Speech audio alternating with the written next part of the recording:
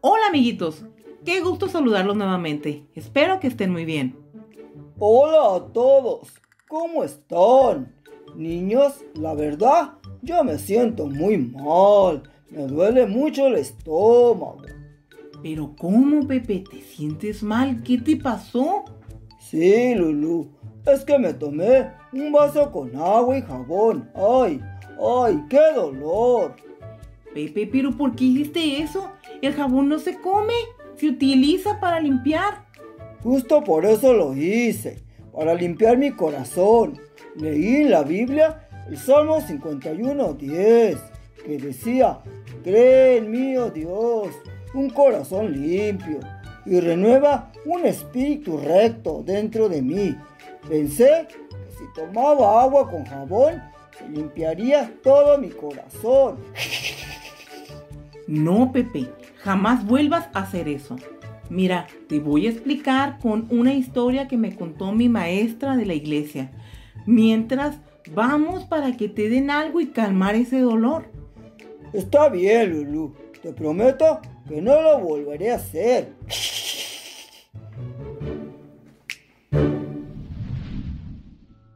Había una vez un árbol muy hermoso, pero un tanto presumido y engreído. Había olvidado algo muy importante, que él era creación de Dios. Se alejó de él y permitió que su orgullo, altivez, vanagloria, envidia reinaran en su corazón.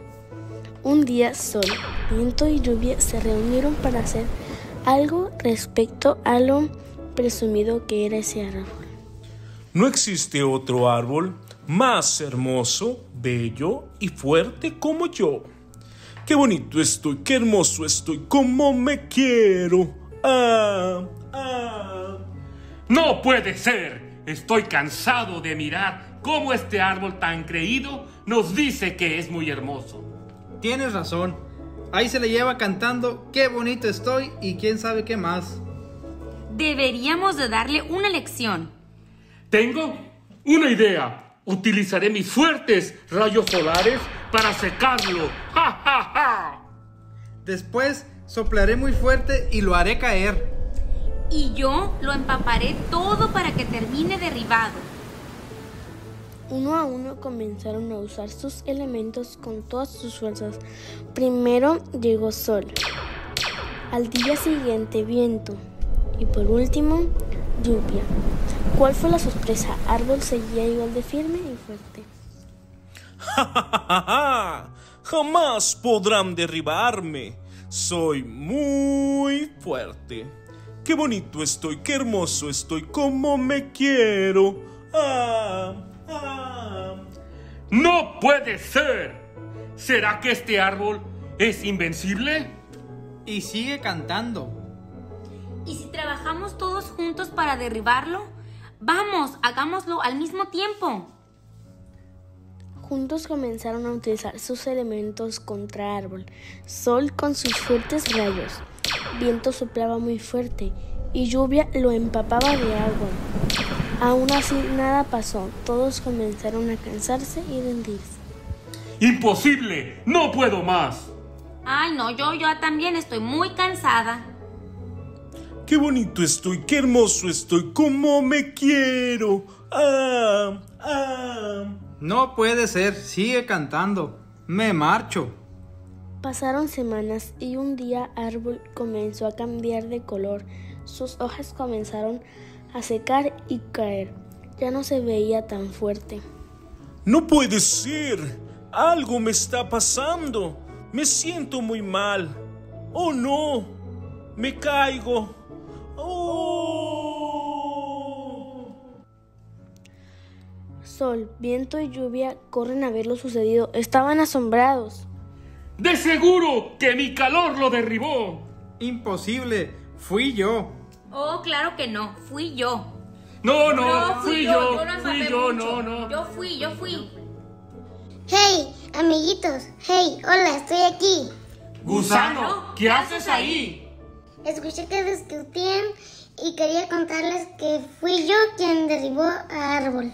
¿Tú? ¿Pero cómo?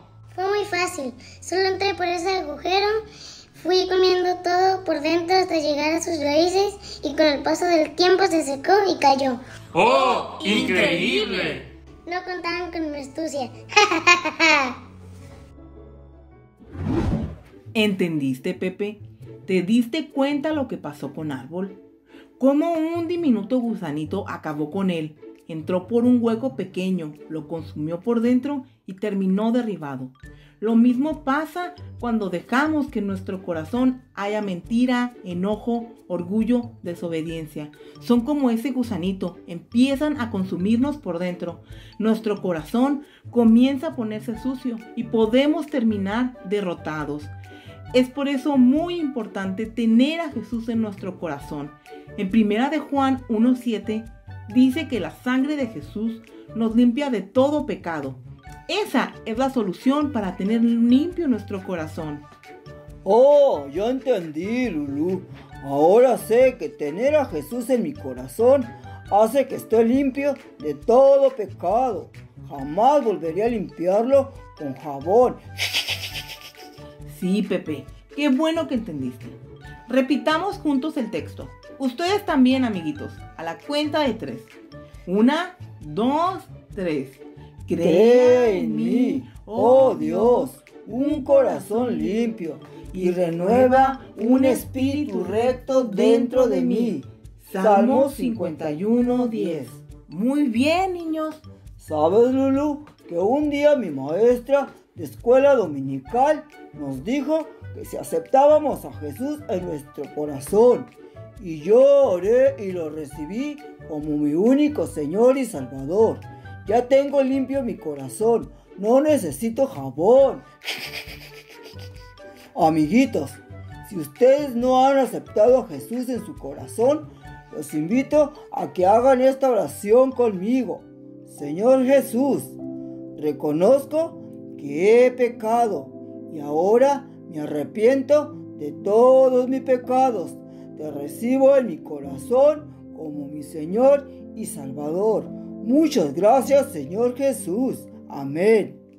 Muy bien, Pepe. Bueno, amiguitos, tenemos que despedirnos. Es todo por hoy. Nos vemos pronto. Adiós. Adiós, niños.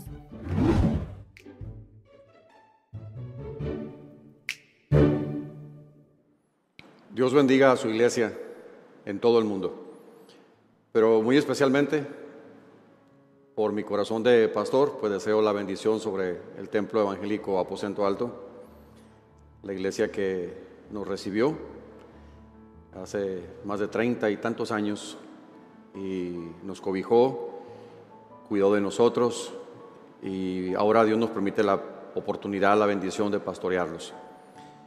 Y le damos la más cordial bienvenida a cada uno de ustedes a nuestro servicio en línea, del que estamos seguros vamos a salir muy bendecidos, muy edificados por la palabra. Y yo quiero llevarlos en esta ocasión a una reflexión de lo que la Biblia habla. En la Biblia se habla de diferentes tipos de vestidos. Se habla de los vestidos de los reyes, de los vestidos de los profetas. En la Biblia encontramos la mención de los vestidos de sacerdotes, se habla de vestidos de novia, de vestidos de cautiverio, de vestidos de cilicio y entre otros tantos. Existe una gran diferencia entre vestido y disfraz. Vestido es una prenda o conjunto de prendas que se utilizan para cubrir el cuerpo. Por su parte, disfraz también es una prenda, pero esta tiene la intención de hacer parecer a alguien o aparentar algo que no somos. Así que no es lo mismo cubrir que parecer. El vestido tiene la finalidad de cubrirnos. El disfraz tiene la finalidad de que aparentemos. Y la pregunta que hoy nos plantearemos en esta ocasión es: ¿puede alguien disfrazarse de cristiano? En 2 de Timoteo capítulo 3 el apóstol Pablo le advierte a su discípulo del carácter de los hombres en los últimos días. Y Pablo es muy puntual al decirle a Timoteo: también debes saber esto, que en los postreros días vendrán tiempos peligrosos, porque habrá hombres amadores de sí mismos, avaros, vanagloriosos, soberbios, blasfemos, desobedientes a los padres, ingratos, impíos, sin afecto natural, implacables, calumniadores, intemperantes, crueles, aborrecedores de lo bueno, traidores, impetuosos, infatuados, amadores de los deleites más que de Dios, que tendrán apariencia de piedad, pero negarán la eficacia de ellos. A estos evita. Es muy interesante que Pablo comienza su narrativa diciendo que vendrán tiempos peligrosos. Y uno se esperaría que la descripción que Pablo hace de esos tiempos peligrosos sería de conflictos, de guerras, de riesgos, de amenazas. Pero es muy interesante que Pablo está refiriéndose a los tiempos peligrosos como tiempos de disfraces. Él termina diciendo al final de este pasaje que estos hombres que él ha descrito tendrán apariencia de piedad. Hay otras versiones de la Biblia que bien encajan en esto y dicen tendrán disfraz de piedad. ¿Podríamos entonces, o podría alguien disfrazarse de cristiano? ¿Cuándo es que alguien se puede decir que está disfrazándose como un cristiano? En primer lugar, cuando no practicamos los mandamientos de Dios, pero eso sí, esperamos y demandamos que los demás lo hagan. Nos disfrazamos de cristianos cuando no tenemos una vida espiritual en lo privado. Nos disfrazamos de cristianos cuando nuestra vida se ha vuelto más bien una costumbre. Jesús preguntó en una ocasión: ¿por qué me llaman Señor, Señor, pero no hacen lo que digo? Nos disfrazamos de cristianos cuando hacemos las cosas solo para recibir reconocimiento y alabanza de los demás. Y nos disfrazamos de cristianos cuando nos importa más nuestra relación con la gente que con Dios. Jesús muchas veces habló en sus discursos del por fuera y del por dentro. Usted encontrará esa frase repetidamente en los labios de Jesús, hablando del por fuera y del por dentro, refiriéndose a aquellos que le daban más importancia a las apariencias externas que a la condición interna, como los fariseos, esa clase que se ocupaban demasiado en quedar bien ante las personas, pero tenían una nula relación con Dios. Ellos eran gente que estaban muy al pendiente de lo que otros decían de ellos, pero no se daban la oportunidad de que Dios examinara sus corazones. Muy al pendiente de lo que la gente decía de ellos, pero muy poco interesados en lo que Dios decía de ellos. Así que los mensajes más fuertes que encontramos en las Escrituras de parte de Jesús fue dirigido a los hipócritas. Hipócrita del griego es una palabra compuesta de hipo, que significa máscara, y krites, que significa respuesta. Así que la palabra significaría realmente responder con máscaras. Un verdadero cristiano nunca pretenderá disfrazarse, sino que procurará siempre estar vestido. Y en la Biblia encontramos varias alusiones a este llamado que hace Dios a los cristianos de vestirnos. En primer lugar, encontramos en la Biblia que somos llamados a vestirnos del Señor Jesucristo. En Romanos capítulo 13, el apóstol Pablo escribe: la noche está avanzada y se acerca el día. Desechemos pues las obras de las tinieblas y vistámonos las armas de la luz. Andemos como de día, honestamente, no en glotonerías y borracheras, no en lujurias y lascivias, no en contiendas y envidia. Y luego dice el apóstol Pablo: sino vestíos del Señor Jesucristo y no proveáis para los deseos de la carne. Pero ¿cómo es eso de vestirnos del Señor Jesucristo? ¿Qué significan esas palabras inspiradas por el Espíritu Santo en la vida de su siervo, el apóstol Pablo? Vestirnos del Señor Jesucristo. Al vestirnos nosotros cubrimos lo que somos. Por tanto, lo que se ve solamente es el vestido. Juan el Bautista entendió perfectamente esto cuando mencionó que deberíamos vestirnos de Cristo. Y en una ocasión él dijo, hablando de Jesús, dijo: él debe tener cada vez más importancia y yo tenerla menos.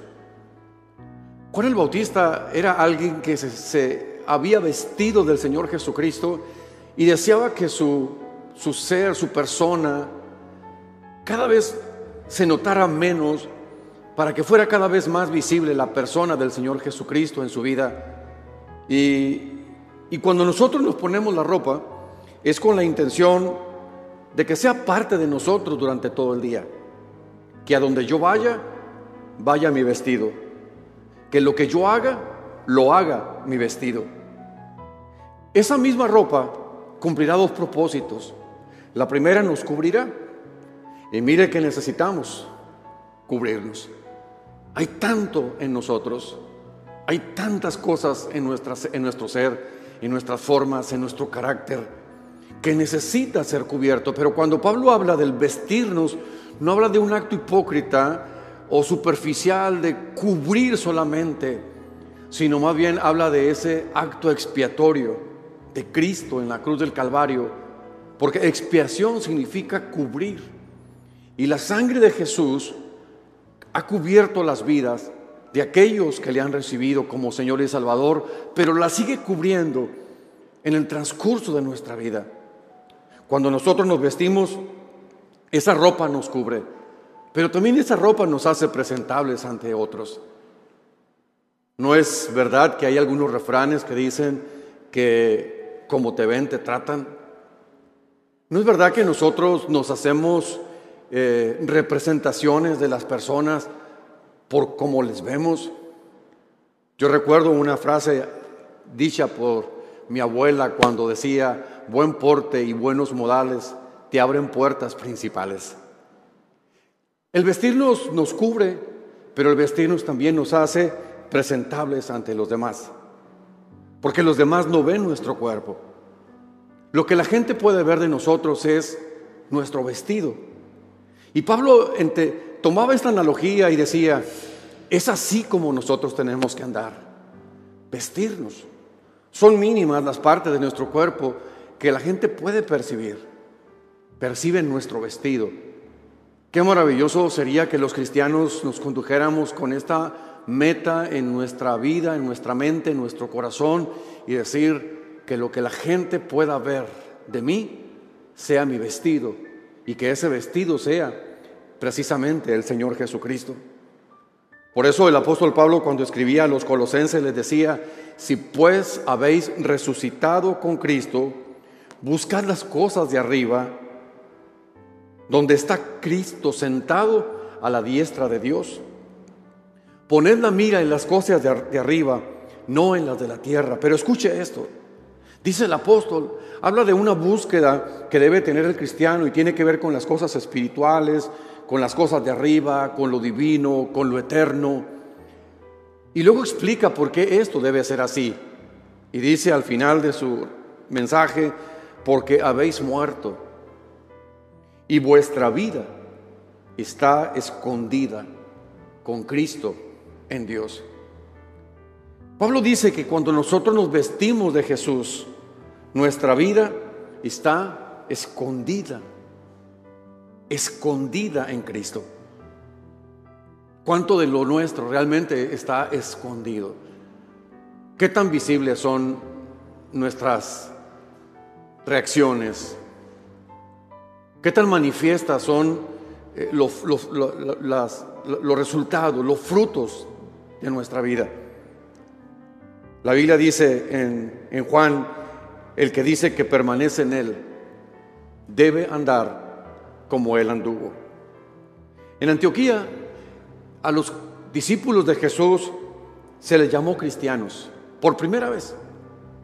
Y fue así porque la gente comenzó a verlos, a analizarlos, quizá a probarlos, y se dieron cuenta que en ellos había una semejanza muy grande de estos discípulos para con Cristo, tanto en su persona como en sus acciones. Discípulo en aquel tiempo no solamente era alguien que acudía a un centro educativo y escuchaba las enseñanzas de un maestro, sino que prácticamente el discipulado consistía en una permanente vida con el maestro. Vivían con ese maestro. Y fíjense, hermanos queridos, que al final de ese curso o de esa instrucción, el gran logro de un discípulo era cuando a alguien le encontraran parecido con su maestro. Y se dice que algunos de ellos eran fácilmente identificables porque tenían un gran parecido con el maestro del que habían estado aprendiendo, del que habían estado bebiendo, por el que habían sido instruidos. Entonces, vestirnos del Señor Jesucristo es mucho más que solamente una apariencia. Es ser un discípulo de Jesús, y es ya no mostrar más mi carácter y mi persona, sino mostrar a los demás cómo pensaría, cómo contestaría y cómo actuaría Jesús. En Gálatas capítulo 2, versículo 20, el apóstol Pablo revela su sentir espiritual como consecuencia de las decisiones que había tomado de seguir a Jesús. Conocemos lo que la Biblia habla de él, su trasfondo, su pasado. Y hay un momento en el camino a Damasco que él tiene un encuentro con Jesús, y después, cuando él escribe a los Gálatas, le dice: es que con Cristo estoy juntamente crucificado, y ya no vivo yo, mas vive Cristo en mí. Y lo que ahora vivo en la carne, lo vivo en la fe del Hijo de Dios, el cual me amó y se entregó a sí mismo por mí. Este es un hombre que ha entendido lo que significa vestirse del Señor Jesucristo. Un hombre impulsivo, un hombre arrogante, un hombre soberbio, un hombre acostumbrado a hacer las cosas a su manera, a tener la última palabra en todo, pero de pronto vino al encuentro con Jesús.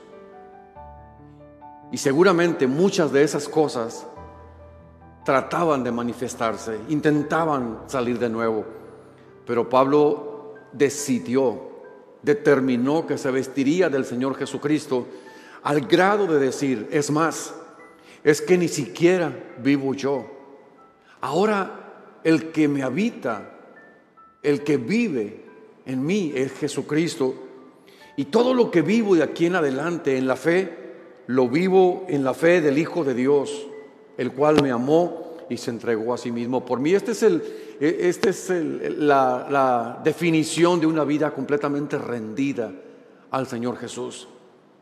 Cuántos chispazos de ese carácter, cuántas reacciones de esa antigua naturaleza, de ese hombre viejo, quisieron de vez en cuando manifestarse. Y Pablo decía: es que estoy vestido de Jesús, y quiero que cuando la gente mire, no miren al Pablo anterior, quiero que miren a Cristo. Eso es vestirse de Jesús. Y nosotros tenemos que preguntarnos, porque la Biblia dice que somos embajadores de Jesús, es decir, que nosotros le representamos en todo tiempo. Y debemos preguntarnos, en esas preguntas incómodas: pero que son necesarias hacérnosla de vez en cuando, hermanos queridos. La pregunta es, ¿estamos vestidos o estamos disfrazados de Jesucristo? La Biblia habla de un soldado que, estando al pie de la cruz de Jesús, él fue el que se quedó con el manto de Jesús.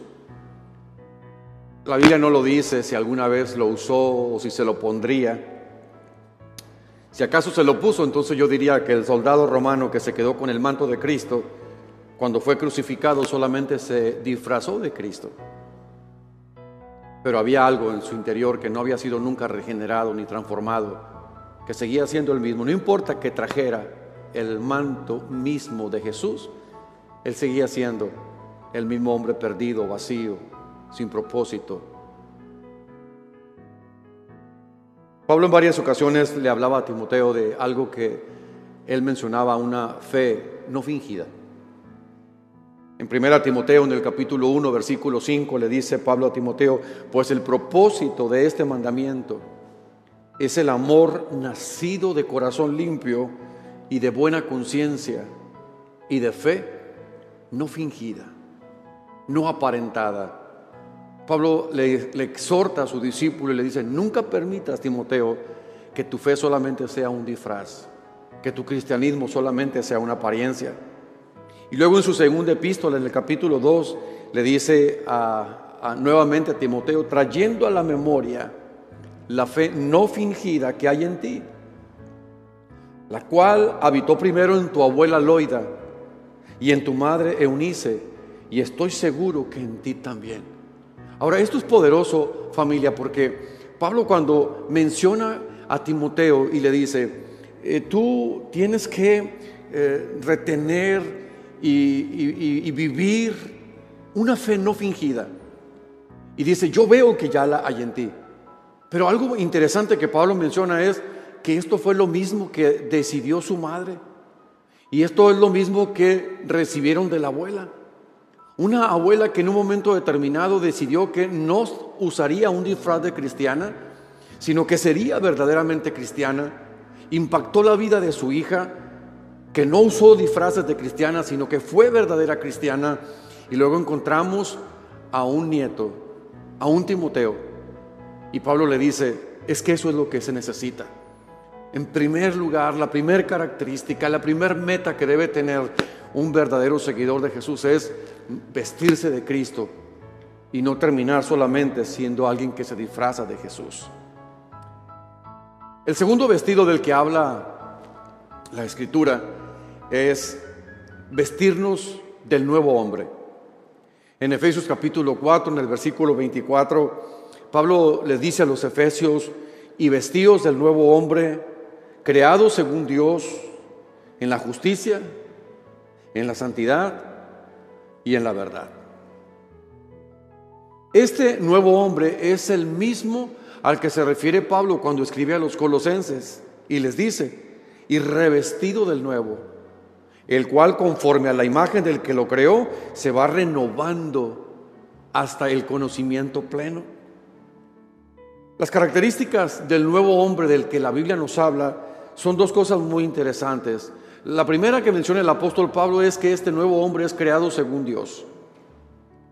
La segunda mención que el apóstol Pablo hace del nuevo hombre que ahora somos es creado a la imagen de Dios. ¿Saben lo que es una imagen? Una imagen significa ser o hacer sombra. Ser sombra o hacer sombra.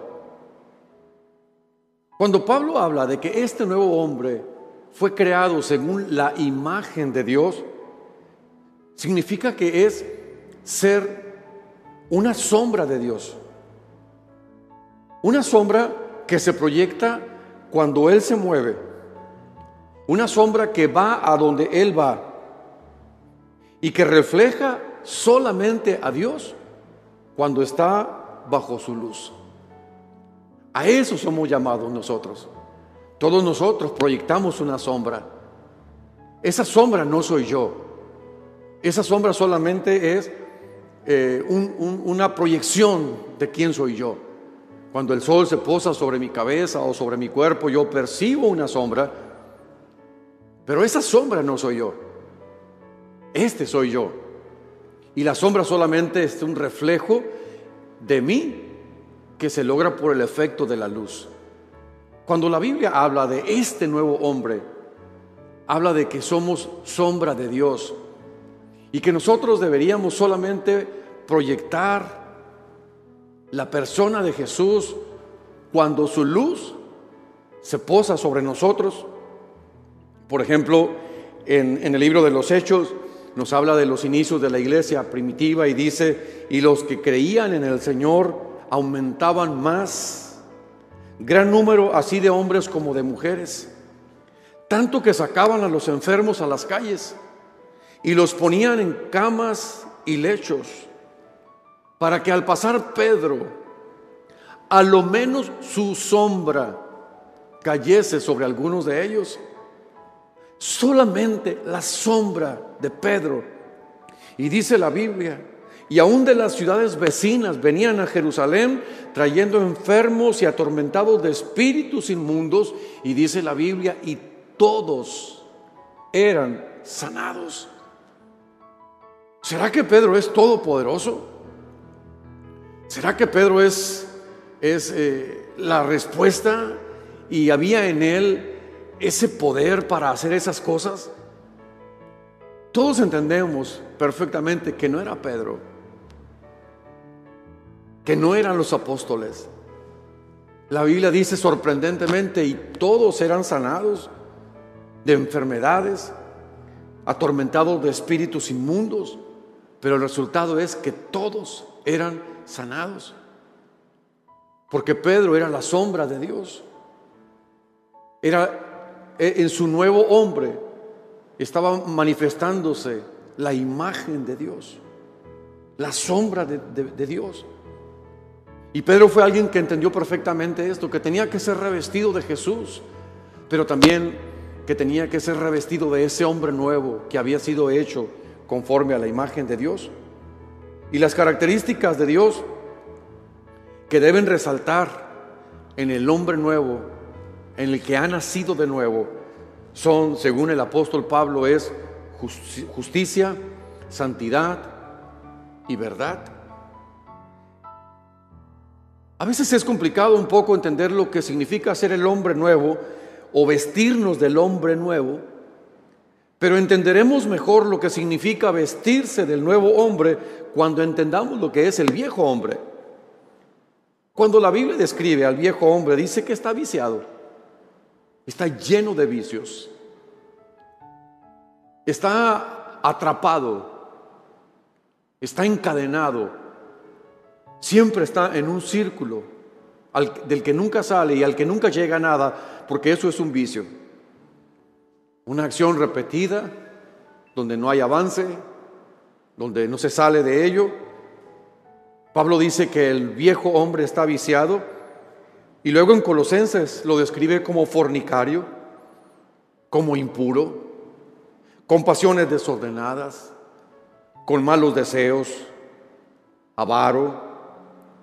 Y luego sigue describiendo las características del viejo hombre como la ira, el enojo, la malicia, la blasfemia, las palabras deshonestas y la mentira, y todo eso forman parte del viejo hombre, que están plenamente descritas esas características del viejo hombre en la Escritura. Entonces, vestirse del nuevo hombre es no participar de estas cosas. Ciertamente nosotros habría prendas de vestido que jamás nos pondríamos, de ninguna manera las usaríamos. Son decisiones que tomamos porque queremos ser el reflejo de algo, de lo que somos. Vestirse del nuevo hombre es no participar de estas cosas. Como dice Colosenses capítulo 3, habiéndoos despojado del viejo hombre con sus hechos y revestido del nuevo, el cual conforme a la imagen del que lo creó, se va renovando hasta el conocimiento pleno. Estar vestidos del Señor Jesucristo no implicará que seremos personas perfectas, que nunca cometeremos un error, que no fallaremos. Pero vestirnos del Señor Jesucristo y vestirnos del nuevo hombre, dice que conforme a la imagen del que lo creó, se va renovando, se va renovando, se va renovando hasta un conocimiento pleno. Es decir, se cumplirá en él el pasaje que dice que la senda de los justos es como la luz de la aurora, que va en aumento hasta que el día es perfecto. Es por eso que en la parábola del hijo pródigo encontramos que el padre dijo a sus siervos: sacad el mejor vestido y vestidle. Dios ha dicho lo mismo acerca de nosotros. Esa parábola somos nosotros, es la redención de la humanidad. Esta parábola nos habla de un arrepentido que va al Padre y se siente indigno de lo que es y de lo que ha hecho. Sabe que no merece estar allí. Y el Padre dice: necesitamos sacar el mejor vestido y vestirle. Quiero que imagine por un momento el sentir de este joven cuando el Padre saca el mejor vestido para él. Siente que no lo merece, siente que no es digno, y yo le pregunto: ¿y usted sí lo es? Y yo sí lo seré. Y Dios el Padre sacó el mejor vestido. Fue la persona, fue la sangre, fue el sacrificio de Jesucristo en la cruz. Y es su sangre la que nos limpia de todo pecado. ¿Cree usted que hay mejor vestido que ese? ¿Somos merecedores de una demostración de amor como esa? El Padre determinó en su amor, en su misericordia, no porque lo mereciéramos, no porque hubiéramos hecho algo digno de ello, pero el Padre dio la orden y dijo: saquen el mejor vestido. Vestirnos del Señor Jesucristo es vestirnos del mejor vestido. Y obviamente que aquel joven se permitió que pusieran ese vestido nuevo, el mejor vestido, sobre él. Y eso es lo que nosotros debemos hacer. Cuando nosotros practicamos habitualmente las cosas del viejo hombre, todas estas que he mencionado anteriormente, cuando es más el tiempo y las veces que practicamos las cosas del viejo hombre y muy ocasionalmente las cosas del nuevo hombre, entonces, hermanos queridos, no estamos vestidos, solamente estamos disfrazados. Cuando son más las veces que las características del viejo hombre están presentes en mi vida, en mi boca, en mi actuar, en mi ser y en mi quehacer, que las del nuevo hombre, entonces solamente estoy disfrazado. Imaginemos una semana donde no nos acordamos de Dios. Imagine una semana donde no tuvimos tiempo para Dios. No leímos las Escrituras, no oramos, no compartimos el Evangelio con las personas con las que convivimos. Nuestro carácter fue difícil, hiriente, nos dimos permisos para el pecado, nos justificamos de una manera o de otra, pero llegó el bendito domingo.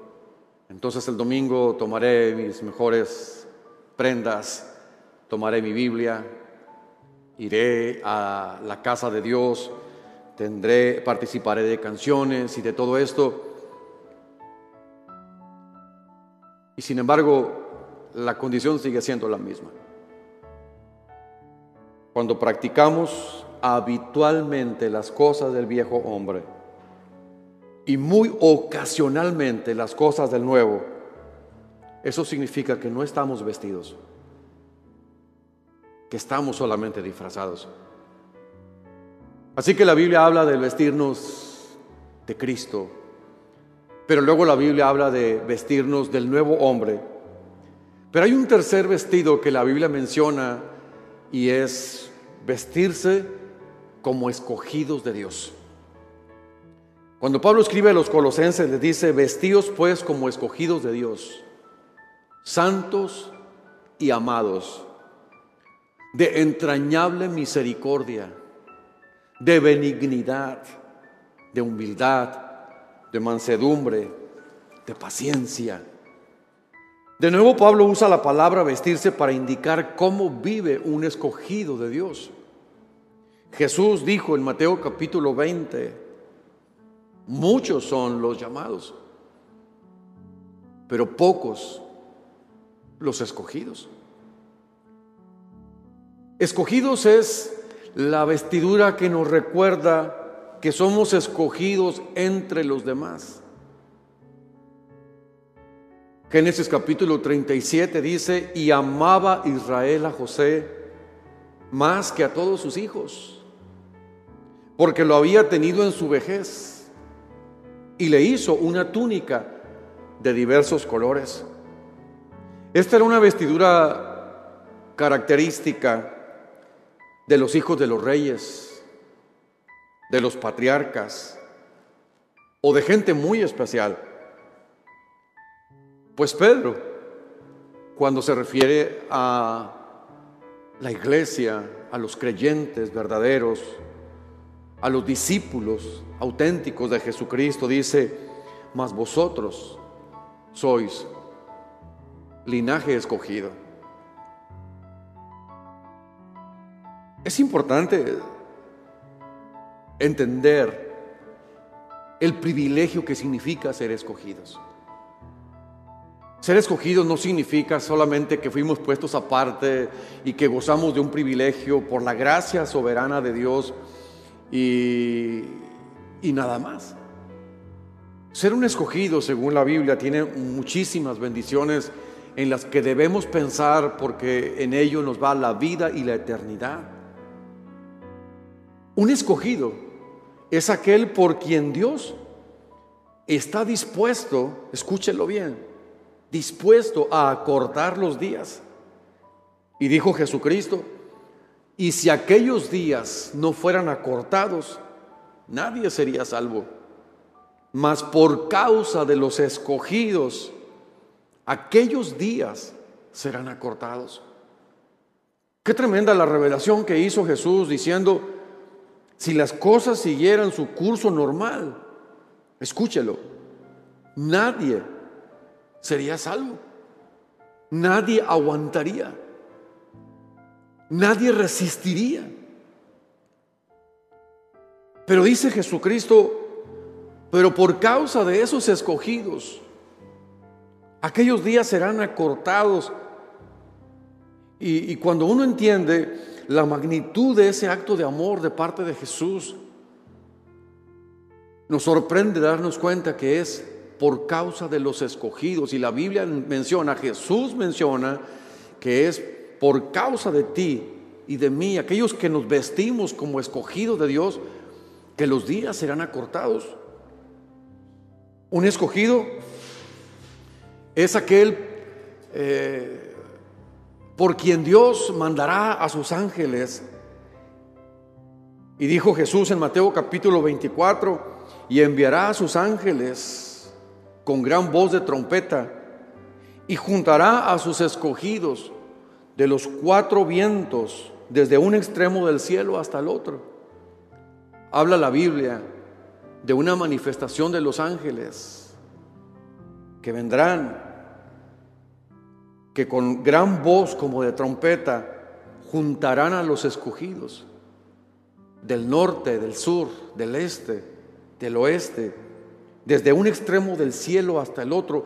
No quedará un solo escogido que no sea levantado, juntado por los ángeles. Los ángeles saben perfectamente quiénes son los escogidos. Hay una marca distintiva en los escogidos. Los escogidos no son aquellos que fueron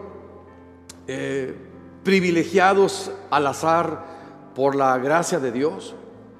Los escogidos son aquellos que se han vestido como escogidos de Dios. Son aquellos a los que Dios les prometió que les haría justicia. Dijo Jesús, ¿y acaso Dios no hará justicia a sus escogidos que claman a Él día y noche, ¿se tardará acaso en responderles? Hermanos amados, dice la Biblia que Dios hace justicia a los escogidos. Dice que Él hace justicia a los escogidos que claman de día y de noche. Hay un acceso en estas palabras.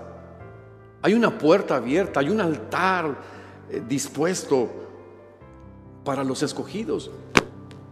¿Ha sido usted víctima de alguna injusticia?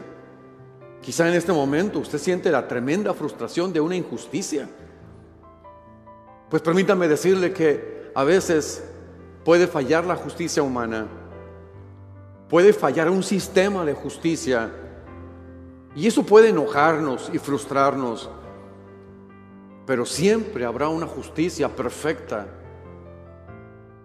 justa, que estará ejerciéndose a favor tuyo, porque dice que Dios hará justicia a sus escogidos. Dios es justo, Él va a pelear tu causa, Él se encargará de ejecutar justicia a favor tuyo y de tu casa. Los que se han vestido como escogidos de Dios son aquellos a los que se refiere Pablo cuando dice: ¿y quién acusará a los escogidos de Dios? Y finalmente encontramos en Apocalipsis que dice el apóstol Juan: después de esto miré, y he aquí una gran multitud, la cual nadie podía contar, de todas las naciones y tribus y pueblos y lenguas, que estaban delante del trono y en la presencia del Cordero. Pero la característica de estas multitudes, de toda lengua, pueblo, tribu y nación, es que están vestidos de ropas blancas y tienen palmas en sus manos, dice la Escritura. Y es maravilloso ver ese cuadro, y yo he soñado con ese momento, y es uno de mis anhelos el poder participar de esa multitud de toda lengua, tribu, linaje, nación, que estarán allí con sus ropas blancas, con palmas en las manos, en ese coro perfecto de adoración al Rey de Reyes y Señor de Señores. Pero estos que están vestidos de ropas blancas no fue en automático. Es decir, si nosotros queremos pertenecer a la multitud de vestiduras blancas en esta vida, en esta tierra, tenemos hoy que vestirnos como escogidos de Dios. Las características de los escogidos de Dios son santos, son amados, son de entrañable misericordia. La benignidad es su característica, la humildad, la mansedumbre y la paciencia. Tengo que hacer la pregunta obligada de nuevo: ¿vamos disfrazados de escogidos o somos un escogido de Dios? Nos negamos o debemos negarnos a usar un disfraz. Tenemos que vestirnos. Nos vestimos del Señor Jesucristo. Nos vestimos como escogidos de Dios. Nos vestimos del nuevo hombre. Y finalmente, otro vestido del que la Biblia habla es vestirnos de amor. Colosenses 3, versículo 14 dice el apóstol: y sobre todas estas cosas vestíos de amor,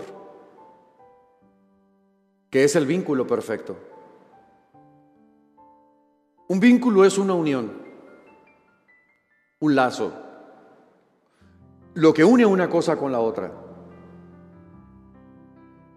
Y cuando escribe Pablo a los Corintios, en el capítulo 16, dice: todas vuestras cosas sean hechas con amor. El amor debe ser el fruto principal en la vida de alguien que ha conocido a Jesús. No es posible, no es congruente, no tiene hilación una cosa con la otra, cuando alguien que se dice discípulo de Jesús no evidencia en su vida el primer fruto. Simplemente dice la Biblia, hermanos, todas vuestras cosas sean hechas con amor, y no hay excepción. ¿Cuántas cosas buenas que hacemos pierden su efectividad, su resultado, porque no se hicieron con amor? Cuidas de un padre enfermo, pues hazlo con amor. Atiendes niños inquietos, hazlo con amor. Haces cosas propias del hogar, hazlo con amor. Sales a trabajar y te cansas y te agotas, hazlo con amor. Estás funcionando en un ministerio, hazlo con amor. Estás siendo buscado por otros para que les des un consejo y para que ores por ellos, y a veces te hablan a deshoras y sientes que no es el mejor momento, hazlo con amor. Pablo dice, todas vuestras cosas sean hechas con amor. Sea el vaso de agua que das en su nombre, sea el alimento que preparas para el que afuera de tu casa te lo pide. La Biblia menciona todas vuestras cosas. Eso significa vestirnos de amor, no aparentar el amor, no fingir el amor, no disfrazarnos de amor, porque finalmente, tarde o temprano, saldrá lo que hay dentro de nosotros. Y la Biblia dice que de la abundancia del corazón habla la boca. Cuando el Espíritu Santo describe al amor, dice que el amor es sufrido, es benigno.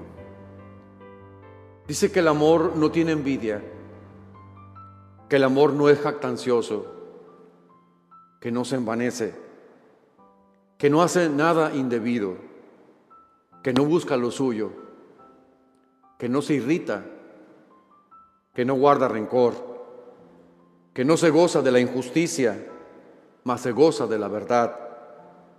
Todo lo sufre, todo lo cree, todo lo espera, todo lo soporta.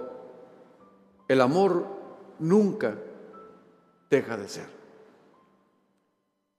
Por eso cuando la Biblia menciona a Dios, dice, es que Dios es amor. Y alguien dijo atrevidamente, pero con mucha razón, que fácilmente podríamos sustituir la palabra amor y poner el nombre de Jesús, y el pasaje sigue funcionando perfectamente. Y que fácilmente se podría decir, Jesús es sufrido, Jesús es benigno, Jesús no tiene envidia, Jesús no es jactancioso, Jesús no se envanece, Jesús no hace nada indebido, Jesús no busca lo suyo, Jesús no se irrita, Jesús no guarda rencor, Jesús no se goza de la injusticia, Jesús se goza de la verdad. Jesús todo lo sufre, Jesús todo lo cree, Jesús todo lo espera, Jesús todo lo soporta. Jesús nunca dejará de ser. Vestirnos de amor es el broche de oro, porque esta última vestidura, vestirnos de amor, es la que une a todas las demás. Al vestirnos del Señor Jesucristo, al vestirnos del hombre nuevo, al vestirnos como escogidos. Todos en algún momento de nuestra vida tendremos que hacernos esta pregunta con toda la honestidad de la que seamos posibles. Preguntarnos con sinceridad, hermanos, personas que nos escuchan, ¿estás vestido o estás disfrazado? Un disfraz solamente servirá para disimular una verdadera apariencia, pero el vestido es lo que realmente somos. Debajo de un disfraz siempre habrá vacío, infelicidad, la misma insatisfacción de siempre. Debajo del disfraz está la verdadera realidad, la verdadera persona, el verdadero yo. Disfrazarse a nadie le ha librado de su verdadera condición. El disfraz solamente disimula, pero por dentro las cosas están igual o peor cada vez. Pero estar vestido Estar vestido te da seguridad. Estar vestido te da identidad. Estar vestido te da eternidad. Y el vestirnos del Señor Jesucristo, el vestirnos del hombre nuevo, el vestirnos como escogidos de Dios, el vestirnos de amor, nos permitirá, amados hermanos, un día vestirnos de ropas blancas y con palmas en nuestras manos, participar de aquellas multitudes que tienen la experiencia máxima que un ser humano pueda tener, el exaltar, el contemplar la majestad de Dios, el participar de su gracia, de su amor. No hay comparación en cualquier experiencia de esta vida con la experiencia de participar con las multitudes en ese acto de adoración. Así que yo le aconsejo lo que Dios nos dice en su palabra: vístase de Jesucristo. Que sea usted visto cada vez menos, porque Jesucristo está visible en usted. Y que si alguien le llama cristiano, no sea porque usted diga que es cristiano, sino porque tiene un gran parecido con Jesús. Arropémonos del Señor Jesús y permitamos que Él cubra todos nuestros defectos, todas nuestras imperfecciones, que nuestro yo mengüe para que Él crezca. Vístase de ese hombre nuevo, ese que ya no está viciado, ese que desecha las características y las actitudes y las acciones del hombre viejo que está viciado conforme al pecado. Vístase como un escogido de Dios, por aquel de quien Cristo está dispuesto incluso a acortar los días, aquel a quien Cristo le ha prometido escucharlo, aquel a quien dice Dios en su palabra: nadie te puede acusar delante de mí. Vístase como un escogido, porque el apóstol Pedro dice: mas vosotros sois un linaje escogido. Pero sobre todas las cosas, vistámonos de amor, que aprovechemos toda oportunidad que tengamos para amar y reconsiderar las cosas que hacemos y pasar por un filtro y un análisis todo lo que somos y hacemos, y preguntarnos: ¿realmente lo estoy haciendo con amor, como dice la palabra? ¿O solamente estoy cumpliendo con deberes, con mala actitud, sin la intención verdadera, sin disposición, sin disfrutar siquiera lo que estoy haciendo? Vístase de amor, y este es un mandamiento que Dios nos da, porque esto es lo que nos capacitará para las cosas que hemos mencionado anteriormente. Que Dios nos ayude, iglesia, porque al Espíritu Santo, en el día del arrebatamiento, ni al Espíritu Santo ni a los ángeles se les podrá engañar. No serán los que están disfrazados de cristianos. El hombre ve lo que está delante de sus ojos, pero Dios conoce el corazón. Y cuando suene la trompeta y los ángeles vengan a juntar a los escogidos de Dios, allí no habrá forma de aparentar, ni de engañar, ni de simular nada, porque Dios mira el corazón. Es importante pues que nosotros tomemos decisiones, que hagamos un alto en nuestro camino y nos arrepintamos de los pecados en los que hemos estado viviendo, que nos arrepintamos de aparentar solamente algo, que odiemos los disfraces que hemos adoptado, y que sencillamente vengamos como aquel joven ante su padre y le podamos decir: he pecado contra el cielo y contra ti.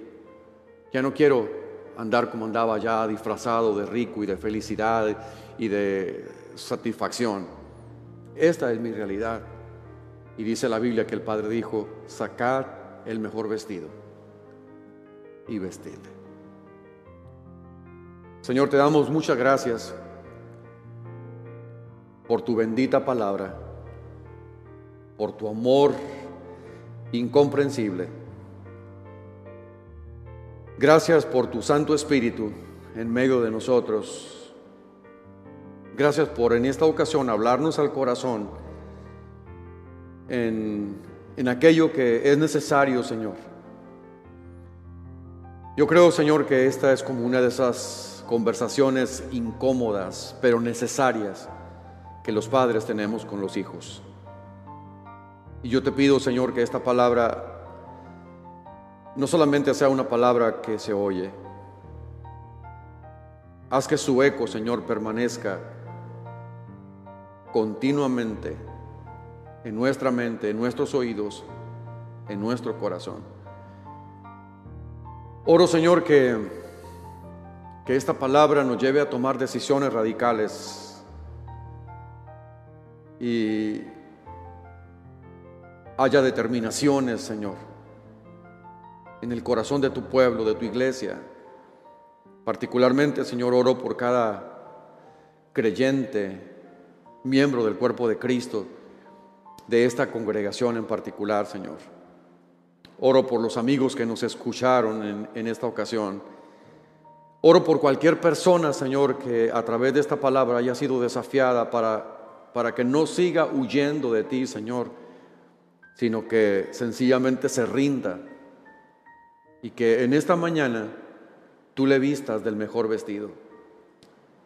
Yo te pido, Señor, que el anhelo constante de nuestro corazón sea el llegar un día como nuestra gran meta a estar entre esa multitud vestida de ropas blancas, porque acá en la vida se vistió de Jesús, se vistió del hombre nuevo, se vistió como escogido, se vistió de amor.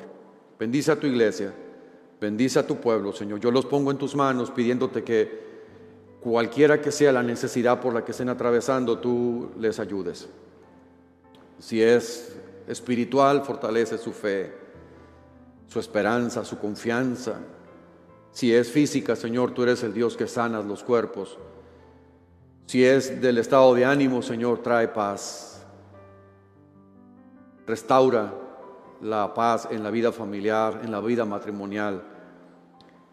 Señor, permite que podamos aprovechar todas estas oportunidades para hacer las cosas con amor.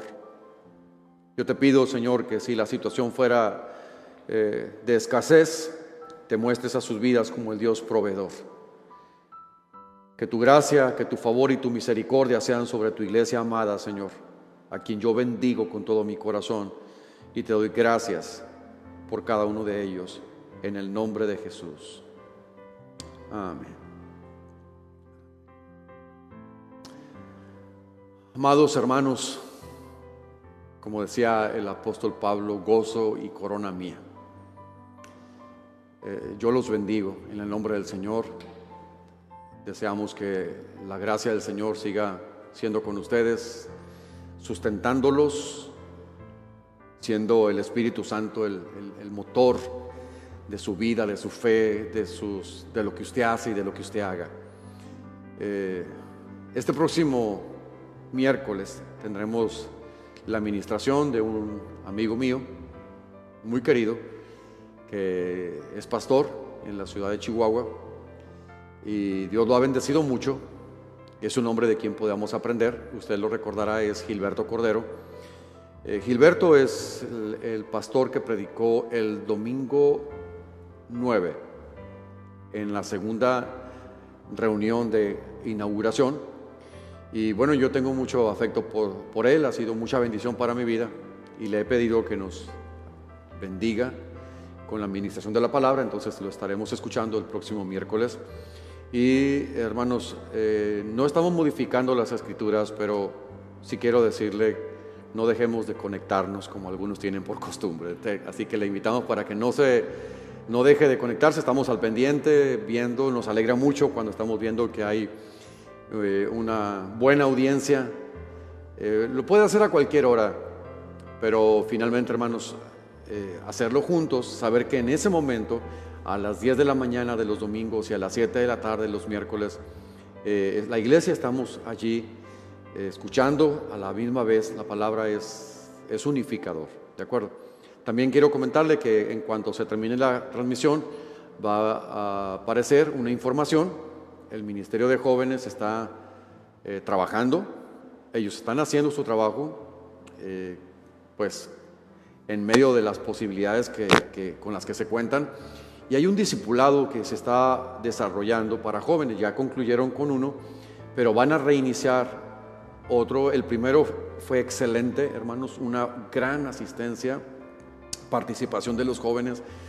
Y este próximo viernes comenzará uno nuevo, entonces les animamos a los jóvenes para que participen de él. Va a ayudarles en su vida. Los temas tienen que ver con ustedes mismos, y a los padres, pues, animarlos para que hagamos el esfuerzo de seguir motivando a los muchachos para que se involucren. Aparecerá en unos momentos la información para que usted la tenga. Que Dios los bendiga y que el Señor les guarde.